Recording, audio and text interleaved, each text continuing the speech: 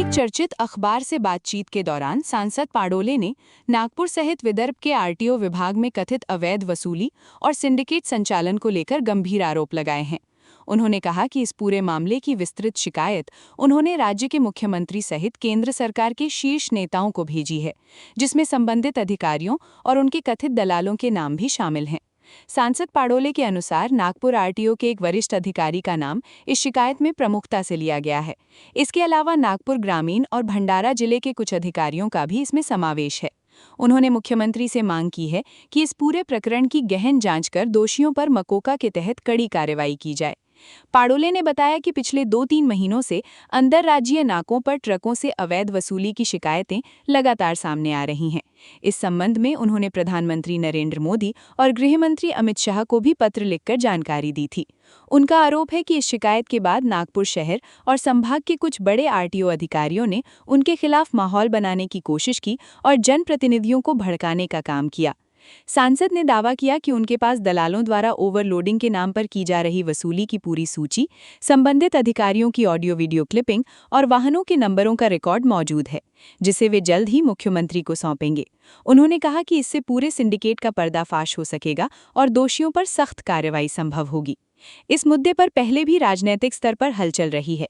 राज्य के तीनों विधानसभा सत्रों में विपक्ष के नेता विजय वडेट्टीवार और पूर्व कांग्रेस प्रदेश अध्यक्ष नाना पटोले ने आरटीओ में कथित गैंगवार और भ्रष्टाचार का मुद्दा उठाया था।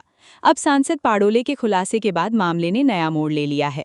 पाडोले ने मुख्यमंत्री से इस पूरे मामले की जांच के लिए स्पेशल इन्वेस्टिगेशन टीम गठित करने की मांग की है। उन्होंने ये भी आरोप लगाया कि हाल ही में करीब 100 आरटीओ अधिकारियों द्वारा राजस्व मंत्री चंद्रशेखर बावन को लेकर खिलाफ दी गई शिकायत पूरी तरह से भ्रामक और नौटंकी थी। उन्होंने कहा कि उस शिकायत में जिन अधिकारियों के नाम शामिल किए गए थे, उनमें से कुछ की नागपुर में पोस्टिंग ही नहीं है। ऐसे में सवाल उठता है कि जो अधिकारी नागपुर में तैनात ही नहीं है, वे यहाँ कथित वसूली सिंडिकेट कैसे चला सकते हैं।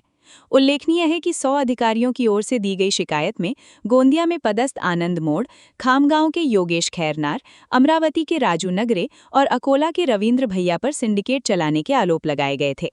यहां तक कि वर्ष 2022 में सेवानिवृत्त हो चुके बजरंग खरमाटे का नाम भी इस सूची में शामिल किया गया था, जिस पर सांसद पाडोले ने गंभीर आपत्ति जताई है। अब देखना होगा कि सरकार इस पूरे मामले में क्या कदम उठाती है और क्या वास्तव में इस कथित वसूली सिंडिकेट की निष्पक्ष जांच हो पाती है या नहीं।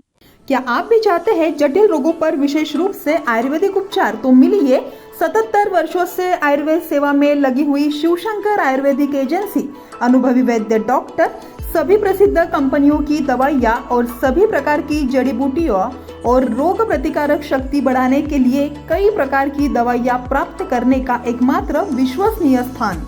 हमारे यहाँ सभी प्रतिष्ठित कंपनियों की दवाइयाँ उपलब्ध है। समय सुबह 10 बजे से रात 9 बजे तक। तो फिर इंतजार किस बात का? महाजन मार्केट के पास, टेम्पल बाजार रोड, सीताबर्डी, नागपुर।